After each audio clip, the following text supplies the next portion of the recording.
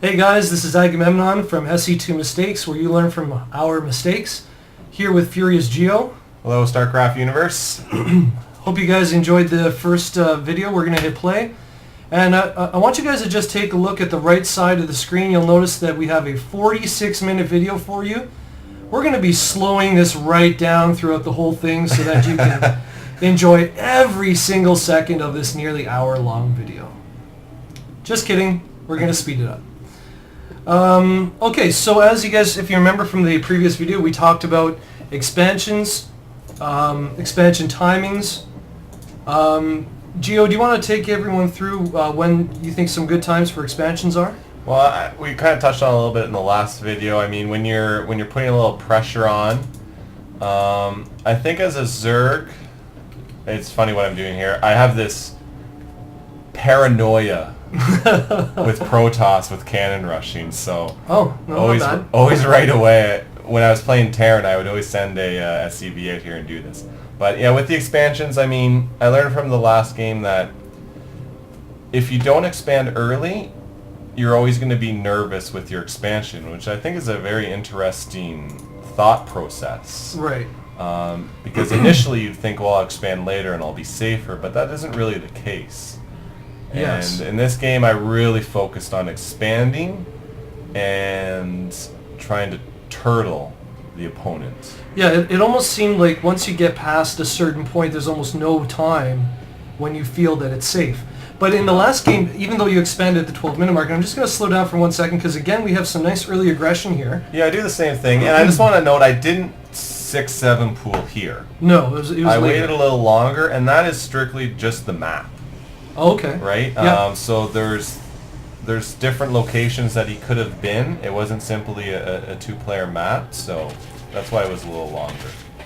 And you know what? If you take a look at the timing, this attack arrives before 5 minutes.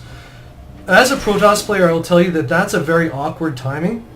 Generally, Protoss is not going to have a massive army up in that time. Yeah, I thought it was a little interesting that he had 3 zealots already. Yeah, so he might have actually been hoping for some early pressure himself. Yeah. But let's just pause for... sorry, guys, I know it's a 46-minute game, but I just want to see how many units were lost there. So, you got 2 workers, and you got some good scouting, so that's not too bad. So let's just hit play. Oh, sorry, the other thing we wanted to mention, in the last game you did not early expand. Do you remember when you expand in this game, or what your thoughts I think were on that? I think it's about around this time. Is it? Okay. Yeah, this is an... Oh yeah, there you go. Yeah, this is an interesting opponent to play against. Because, I mean, look at his supply. Supply is pretty high. Like, that's pretty high for almost 6 minutes in, and he's... And his... Okay, sorry, I gotta pause you here. Yeah. Look at his army supply and his worker supply. Yeah. So he's actually ahead of you, and yet because of your early attack, you're safe to expand. Yeah. Even though the numbers would say that it's risky. Yeah. The other thing I wanted to mention that I noticed in this game was that your scouting was superb. You not only scouted with 1 or 2 overlords, you also used your Zerglings and your your drone to give you kind of some information there. Yeah, I was a little concerned when I attacked that he already had those zealots up. When I saw that, I thought, boy, that's pretty early. Yeah. Whoa, look at all those zealots. He's got a ton. Holy smokes. So I just kind of put my overlord there just so I could see when he was coming out. Yeah. If he did. I know a lot of ZERG players will put it right in the middle of the base. Yep. You always have to worry about a stalker at that point, but I was more concerned of when he was going to come out. Because again, my thought process is I want to keep him here. And isn't it interesting that you're concerned with him leaving, but he's concerned with leaving? Yeah. Notice that he doesn't want to leave his base because he thinks he's up against an ultra-aggressive one-basing ZERG who's going to hit him with the dreaded Roach Rush, right? So he's putting up cannons. He's reacting to your supposed aggression. Little does he know that you also have an expansion up, right? Yeah. And his supply is so high, but he feels like he needs to sit back and build up this big army because of your early aggression, which I think is a great testament to why expanding during your first attack is just brilliant. Well, thank you for that. You're welcome. Let's take a look at the army supplies. So we're still behind, technically, but you're feeling no pressure. No. And that's what I like. Right? Just for the skill level that I have, when I start feeling pressure, I get lost. Right? What do I do? Right? I'm not a good enough micro player. I see all these pros, they're able to like defend with drones and like I don't even know how that's possible, right? So I can't do that. Yeah. Sorry, I just want to see this. And so this is a perfect example. I run in and I'm like, holy. Like but you know what? I have to say that was the smart move. Yeah. So in other times you could have just simply said, okay, I'm sending them in, attack move, and they come up and then they melt, right? But you did not overcommit, you retreated. And it's funny to think that in a game like Starcraft that retreating is an important thing. But really it is, because it signifies the value of an army that you could have lost, but now you've got to keep them. And the second thing I want to note again is he's still in his base. And you have 2 expansions. So he's scared. Yeah. You don't see this many cannons and this much of an army. Let's take a look at that army tab again. You don't see those kind of numbers on one base if the guy's not scared. Because he's not planning an attack. No, it doesn't look like it. Also, I want to ask you, I noticed that you have your army kind of spread around the middle of the map. Is there a reason for that? Yeah, well, there's a reason. I don't know if it would have worked or not. But basically, I was thinking of, because my whole thought is I want to keep them back. I want to keep them back because I want to expand and build up on my pace, right? Sure. I don't want to have somebody else dictate it. So I'm thinking, you know what, if I can get us around with the lings and I can bring the roaches in, I'll just get a little bit more damage, right? Maybe push them back in. You didn't even have to do that. No, just your little attacks. Look at the kind of response. He's got like 12 cannons. He's got his army, but now because he's so defensive, your numbers are really actually starting to even out. Wouldn't hurt to have a little more saturation on your minerals. Yeah, but, I think I'm not droning enough. I'm creating too many units. I think his supply is a little out of whack just because he's building so many pylons to power those cannons. Sure. Yeah. I should be higher. Yeah. But again, I'm kind of on my pace. Yeah, and look how much wasted supply that is. Yeah. Okay, here we get to see some nice nice harassment. Wonderful. You've got 1 kill. Oh, running away. What are you running from? Here they come. I saw this army. Okay, so once again, what a great way to pull an entire army with 4 mutalisks. And what's this guy here going to do? He will hopefully expand. Expand. Do it. Expand. Come on, little drone. You can do it. Okay, he's not doing it. Oh, yeah, so this is an interesting moment. Okay. Because being new to ZERG, I'm like, I don't know what to do. Yeah. Because I'm in a moment now where I can't get into his base because he has so many cannons. It's just not going to happen. So I'm like, well, I don't know. I've seen guys bailing bust my Terran walls before. Oh, sorry. There's my experience. Very good. Very good. So I was like, you know what? Let's try this bailing bust. So this works out interesting, to say the least. But again, guys, I just want to note, all that small, minor aggression has kept that entire army in place. All right, we're going to slow this down because this is worth watching. Yeah, I don't know about that. Apparently, bailings don't do so well against cannons. As a Terran, we never had cannons. So this is an interesting moment, though, because he starts to move out. Yeah, now, as a Protoss player, I would say that he's not moving out to attack because he's been on one base so long. Right. He needs to expand. So I think he's still on his heels. To tell you the truth, I think he's still defensive. And this is a really nice placement here for your Mutalisks. They still have a possibility to harass. Yep. But again, sorry guys, I'm just going to, well actually I'm not even going to pause it. Look at the kind of saturation we've got here. Let's take a look at the income tab. FuriousGeo is absolutely destroying in the income tab, right? Like 4 times as much. So this is actually like a total flip side from the last video where we got to see what happens when you're on 1 base, and now we get to see 3 bases and triple production, right? And yet, Geo, you were still able to maintain that forward pressure that you wanted to do in the last game, right? You've got that forward pressure, you've got your mutalisks for harassment, and you've been able to build 3 bases. Yeah, I'm not really sure what I'm doing right now. You want to see if your you camera? want to go to the production, let's just go to the production because there's been a period of time where I've... Looks like you're building queens. You got some roaches moving out. I mean, I got... Oh, I must have been building a bunch of roaches because my money was pretty low there for a little bit, so... Yeah, you're still spending. And I think at this point I'm just trying to, again, keep him in his home, right there. Yeah. The other thing too that I think is worth mentioning is that for a ZERG player, do you think it's true? Look at that transfer. Holy smokes. He ran right out, eh? Oh, sorry guys. Before I even move on to that, we're at the 19-minute mark, and he completely mined out his main, right? You know how many minerals are here? 15,000. Something like that. It seems like a lot, but at about, you know, sometimes even at around the 15-minute mark, you can completely mine out your natural. So it's much better to spread that wealth around a bit and keep all your drones working happily, right? What were we talking about just before that I interrupted us with?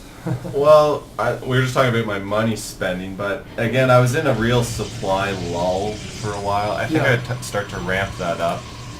I'm not sure if too much happens here. There might be one battle, but if you want to go to just my camera, sure. Because I'm very confused. Oh, here we go. Sorry. Here's a battle. I can slow that down. Oh, you guys didn't even get to watch half that. All right. I want to back that up a bit. Yeah, I am going to do that actually. Let's just slow it down. And because I'm confused because I don't understand why this Protoss player isn't pushing out. Because you feel like he could be more aggressive than he's being. And I think these guys should be upgraded, my roaches. Let's take a look. Nope. Nope, no upgrades yet. None. None. I really shot myself in the foot there. Let's look at the army tab. Army is very even. Yeah. That was, and you know what? A lot of ZERGs talk about roach timing. I mean, that saved me. Right? Yeah. There was a real flood of about 12 roaches that came in. Yeah, they all arrived right at that time. Yeah. I just want to see what he's up to right now. So he's got this army. Does he have any? Yes. Wow. Yeah, he's got major He's upgrades. got 1, 1, and 2. He's got major upgrades. He's got shields that are going to come in from his sentries. I don't see any immortals. But again, look at that nice distraction. Wonderful. Really, really good. But I think now he's starting to wonder. You're at the 20-minute mark. You've only seen a couple mutalisks. Maybe it's safe to move out, right? Mm-hmm. Unfortunately, I don't think your army's going to be able to stand up to this. What do you think? It's unlikely. Too much upgrades. And again, I mean, ZERG without the armor, they're pretty weak. So let's just, I'm just going to speed this up a speed it little till bit. it comes. He's going to move soon. Go, go, go. There we go. All right. So, I mean, he's got great placement up on the high ground there, too. Yeah. And he's going to throw shields up soon, I'm sure. Come on. There they go. Yeah. Yeah. No, just too upgraded, too fast. And so, I mean, I think that's my army. Let's take a look. Pretty much. Yeah, just about. But this is what I love about ZERG. Yeah. Right? And I can kind of talk a little bit about why, when I switched from Terran to ZERG. Because you played Terran for quite a while. Yeah, I played Terran for a bit. And I always struggled with them. Okay. So if that happened to Terran, game's over. Right, you can't bounce back as fast. Right? I mean, unless you have 10 barracks down and 4 factories, whatever, if you're going for a mech build or a bio build. Yeah. I mean, there's not much you can do. What I find with ZERG is you can recover so quickly. Right. Because if you have your larva stored up and you're macroing, you have the money. And you can easily recover. I think it's probably a mistake on his part not to move out. Yeah, but you know what? I'm gonna counter what you're saying because I understand that it could be a mistake to move out right now. I would say that if you felt the pressure and you do have map control so you can see if he's coming, I bet that you'd be able to, like, look how much money you have. Yeah. I bet that out of all those larvae, you'd be able to raise an army really fast. Yeah. And the other thing is he's not going to feel comfortable about moving out because he's still only on one base. Right. Right? So even though he took that expansion, guys, and this is something to keep in mind, if you take an expansion after you've mined out your original base, don't think you're any far ahead because you're not. Let's take a look at the income. Oh, had to go and prove me wrong. And I think what happened here is, I think you'll probably see this increase a lot. Yeah. Because I just lost my whole army. Sure. I've stopped droning for a bit. So you stopped droning, you're focusing on building and there you and go. now Look at all I've just those drones. thrown down 13 drones. Yeah. So all of a sudden that income's going to skyrocket. Yeah. And this is a lot of the flexibility that people talk about with ZERG. Right. It's probably not a good thing to do these mass builds of very specific units, but if you need to, you can, right? You can keep yourself, you can keep it flexible, right? And I find it strange that he's still turtling. He probably thinks that, you know what, that wasn't really a huge army. Well, you know what, I want to show you why he's turtling. Let's take a look at his camera. Right. So, because he's not scouting and all he's ever seen is your army up in his face, he must assume that there's another massive army right here, right? Just waiting for him. And you've shown so much, I'd say, aggression that it's still keeping him in his base. And again, like I said, he's still on one base. Yeah. He's only mining from one base, and you have the option of mining on 3. And it looks like you've really ramped up. You've really ramped up production there. Yeah. On especially those two. I mean, go to the income tab now. Let's see what we're pulling in. So now you've took the lead. We've jumped. You went from being behind, now you're well ahead. Even for him, there's not even any point in him making more drone or probes. No. Because he's got full saturation on these minerals. And I think you'll never be able to stop a player really from taking their natural. That's why it's there. Yep. So my mindset is I want to keep him on his 2 bases. Sure. And I want to. And you know you're ahead. Off his 3rd, and that's kind of I noticed I got this overseer here, so I'll know when he goes. Yep. And then I think he does, and I go at it pretty quick. So nothing really happens here, so you could probably speed it up. Okay. And also you've got these guys here on the high ground. They're keeping an eye out in case anything he actually does try to bring down. So look at the army tab. You guys are starting to get nice and close, even though you basically took a real whooping in that last one. And it's a very interesting. I'm in a very interesting situation here because I know he has cannons everywhere. Yep. So I'm thinking he's simply just going to keep crawling out his cannons. And what am I going to do? So I do. This is why it took a little longer this game. Sure. Just because of his turtling and the way he built. And you're going for broodlords. And that's why I bring the broodlords. Yeah, because I know that the broodlings have the range, and they can move in. So. And speaking from a Protoss player's experience, the 2 units that I fear the most are roaches, and even worse are broodlords. And the reason why is because broodlords have such a massive range hitting the ground, and I find that it's very hard to counter that. This kind of composition, sure, I want to say scouts, I know they're not scouts, but anyways, the Protoss air-to-air unit wouldn't have a hard time with this, but by the time that gets through all these broodlords, what a lot of damage the roaches and the broodlings can do, eh? And I think you always want to complement your broodlords with corruptors. Okay.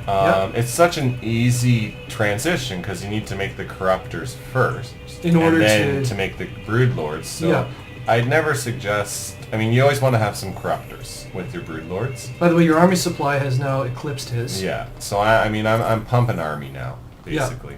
And I've because thrown you've got down so much another money. Expansion, so there's another expansion. Okay, here comes a nice engagement, guys. Buckle up. Let's see what happens. Oh, he's scared, all right. And I mean, broodlings are awesome. They really are. They really are. And I don't think there's much more than that, so you can speed it up. Okay. Alright. And then I basically get a few more brood lords out and move into his base. Can we mention that you've now expanded to a 4th base? Yep. Our opponent here, Sebi, has built a 3rd.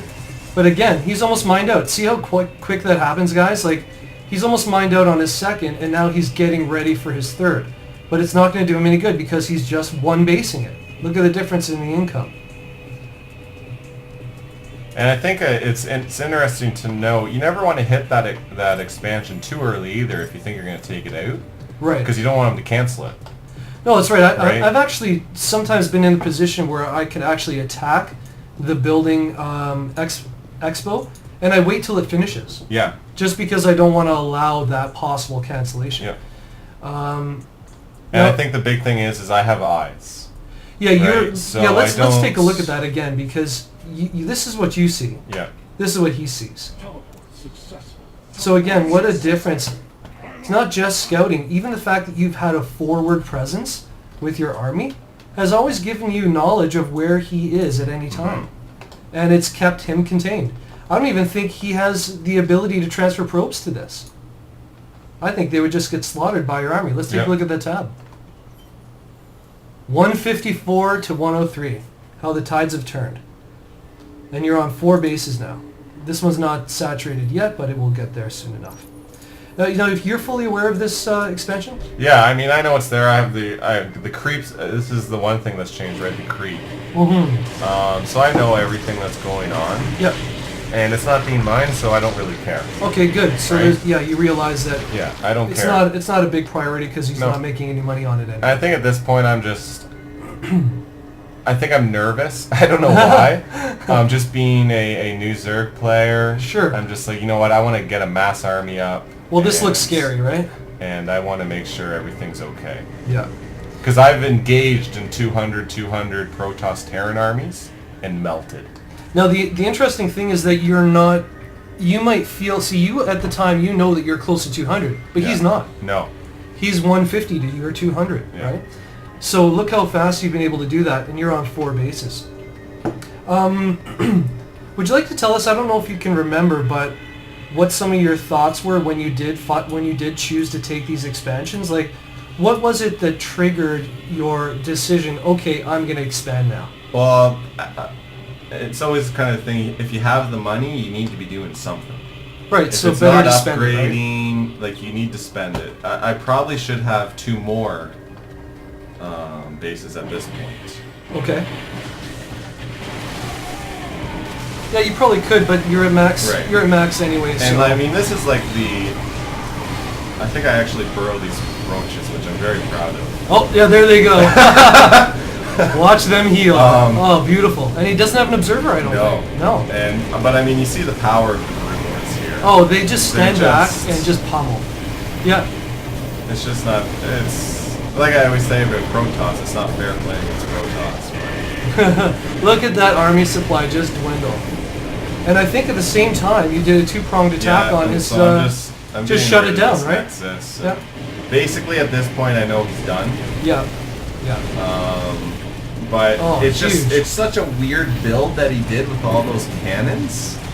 That it takes such a specific build on my part to be able to get in. Well, you did the right thing. You know, if you see that your opponent is being extremely defensive, let him be defensive.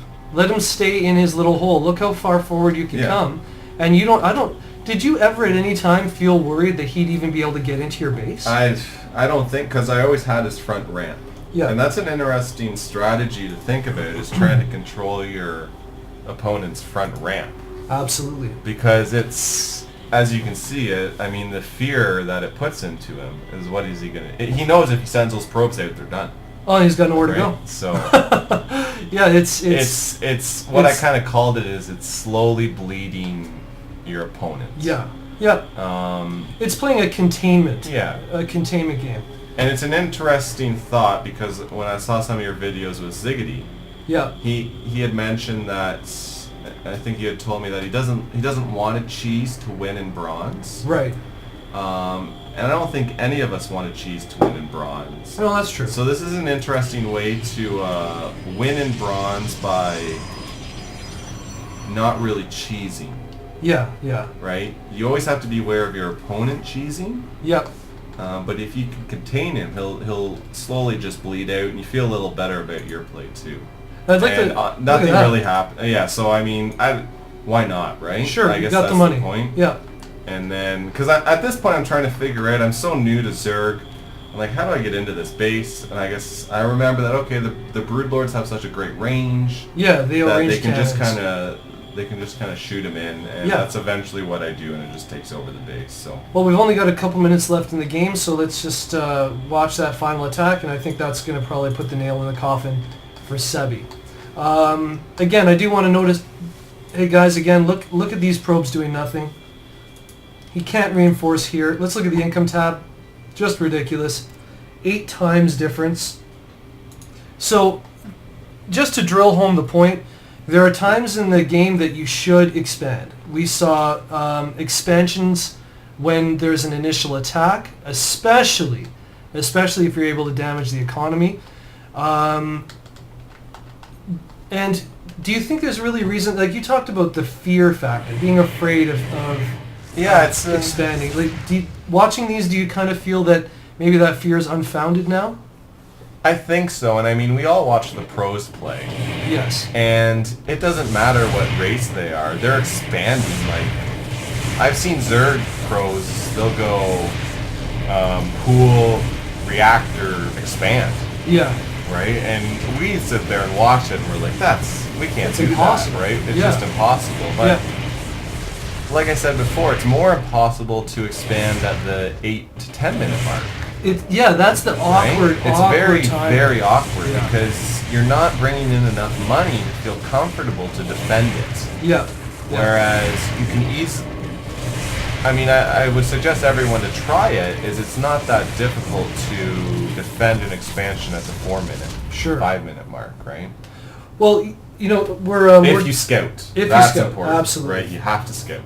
So we're going to wrap this video up. Just a couple little notes. Just like Geo had just mentioned, especially around the 4 or 5 minute mark, most attacks, I think generally you could say that most even early rushes would arrive at around the 5 minute mark. Yeah, I think that's probably the earliest. The earliest. Yeah. There might be some earlier cheesy kind of plays possible, but cannon rushes. Yeah. But with proper scouting, we kind of dealt with that in our cannon rush series, and I invite you guys to take a look at that as well. But yeah, if you're around the 5 minute mark and you're the one who's been attacking, chances are you're pretty safe to expand. Yeah. Yeah. Chances are you're safe to expand. I would say in all cases. Okay. Right? Yeah. Because if you just think of the psychological aspect and the mindset, and we've seen that individual is just not going to be able to do anything but defend. Absolutely. And if he's defending, he's not attacking your expansion. Right? At our level. Yeah. Right? Bronze, silver, of course. Right? The pros, this is the thing, right? We have to get away from, we watch the pros, we like watching them, but we can't play like them. No, that's right. Right? So we have to play a slightly different style. And you'll notice too, I think you've probably seen it too, Gio, is that pros know, because they know what to expect, when to expect it, they just go expand. Right. Like for example, especially in ZERG, we'll see that the first building they put down is an expansion. Yeah. It's just crazy. I think it's just because they've gotten to that level where the cheese no longer happens. It doesn't really happen. So they're safe to expand. But for us, in the lower levels, we need to kind of anticipate all those possible rushes, all those cheesy things, and take that into account. So maybe we're not saying, your first building should be your expansion. We're not saying that. But if you've put a pressure on your opponent, expand. Yep. You know, if you've built... No matter what race. Yeah, I no think matter... ZERG exactly. kind of gets put into this, that, they're always going to fast expand. But why not somebody else? Yeah, right? absolutely. Why not Terran? Why not Protoss? It's... Yeah. I mean, if you watch your replays, or if you think about games you played, was there really any danger? That's a good point. In the first few minutes, right? That you couldn't have defended. And the only way that you know in game that there's no danger is scouting. Yeah. So if you feel like you don't know what's going on, scout. If you've scouted or you've attacked and you see that there's no pressure, expand. The other thing that we want to mention too is that, remember, if you build a harassing unit, for example the Mutalisks, that's also a safe time to expand. because that harassment will keep his army in his base, or he loses all his workers, right? Yeah. And I'd just like you guys to note, take a look at the mini-map.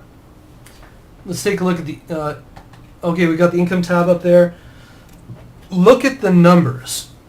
And look at this creep spread, and look at the number of expansions. I think we have 1, 2, 3, 4, 5, 6, right?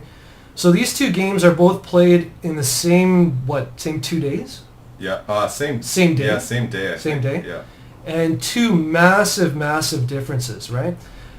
So I think that wraps it up, unless you have anything else to say. No, that's good. I think we've kept everyone long enough. We certainly thank you for listening. Yeah, thanks guys. I know that was a bit long, but hopefully you've learned how expansions can help you win and how not to make mistakes. And switch to ZERG. It'll be the best thing that's ever happened to you. Well, I'm staying Protoss. You guys stay true to what you want to do. I guess that's it for today, guys. We'll look forward to seeing you in the next one. If you enjoyed the videos, please like and subscribe. And I guess that's about it. This is Agamemnon from SC2 Mistakes saying good night. And my partner here. See you later. See you guys. Bye. Sweet. I think that was